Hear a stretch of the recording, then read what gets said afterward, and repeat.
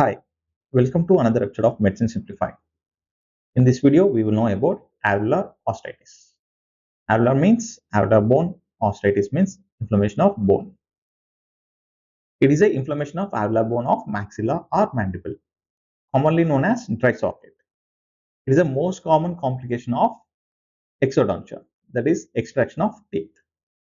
Coming to the definition, it is a post-operative pain inside and around extraction site, which increases in severity at time between first and third day after extraction, accompanied by partial or total disintegrated blood clot within alveolar socket with or without halitosis. Condition is characterized by prolonged moderate to severe pain at site of tooth extraction.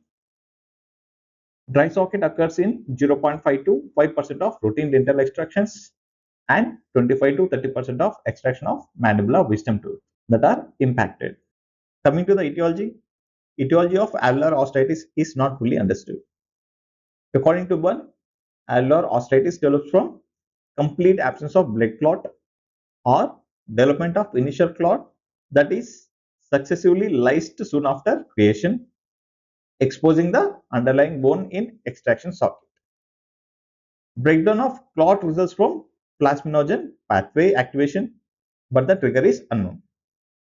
In simple words, alveolar osteitis is a inflammation of bone caused due to absence of blood clot or lysis of blood clot after creation, which exposes the bone in extraction socket.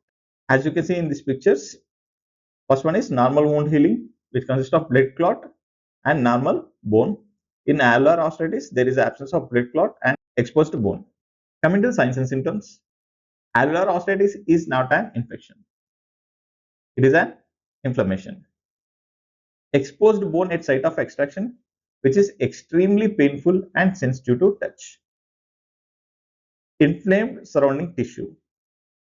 Dull, aching, throbbing pain in area of socket, which is moderate to severe and may radiate to other parts of head, such as ear, eye, temple, and neck. Pain normally starts on second to fourth day after extraction. We can observe intraoral halitosis and bad taste in mouth. Coming to the risk factors of alveolar osteitis, first one is extraction site.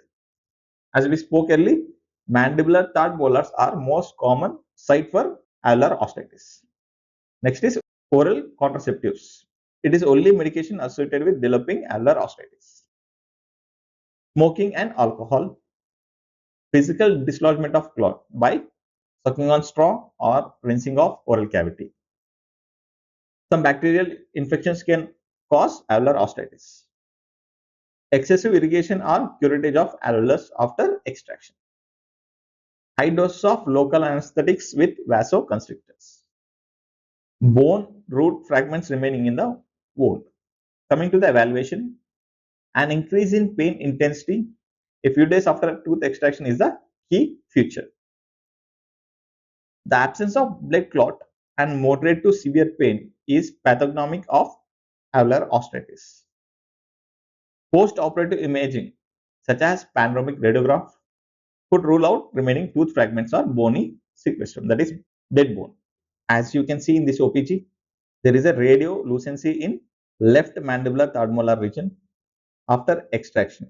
Coming to the treatment, initial management strategy is intra-alveolar irrigation, which removes necrotic tissue and clot debris and reduce bacterial load.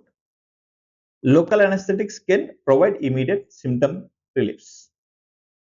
Medicated dressings like zinc oxide, eugenol on cotton, iodoform are also commonly placed in socket. Although ZOE and iodoform act as foreign body and can prolong healing, they are usually needed due to pain. The dressings are usually stopped once the pain is lessened. Next step is curettage of dry socket and surrounding tissue for bleed and clot formation. Platelet-rich fibrin placement can help in fast healing. NSAIDs and antimicrobial medications are advised. Regular follow-ups are needed. If you like this video, please subscribe to our channel. Thank you.